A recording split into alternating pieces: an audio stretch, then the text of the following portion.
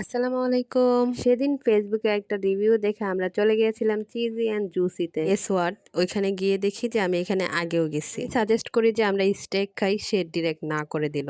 দেন আমরা অর্ডার দিই rice bowl. খাবারটা খুব ইয়াম্মি না? খেতেও কিন্তু অনেক ইয়াম্মি ছিল।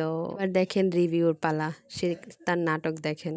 এখানে আমি তার থেকে 50 টাকা নিয়েছি তার ওভার অ্যাক্টিং এর জন্য। তারপর আমার পালা, এই তো দেখেন খাবারের থেকে ধোঁয়া উঠতেছে, একেবারে গরম ছিল খাবারটা, দেখতে যতটা ইয়াম্মি ছিল আমি ভাবছিলাম এত কম দাম খাবার ভালো হবে না, কিন্তু না, একেবারে ভুল, খাবারটা খুবই মজা ছিল। আমি ভাবতেছিলাম এটা কি কামড়ায় খাবো কিনা, আশেপাশে মানুষ দেখতেছে, কিন্তু ওনাকে দেখেন, ও জাস্ট ডোন্ট কেয়ার কে দেখলো না দেখলো, আমাকে বলতেছে আমার টাকায় খাইতেছি তো আমি যেভাবে ইচ্ছা খাবো।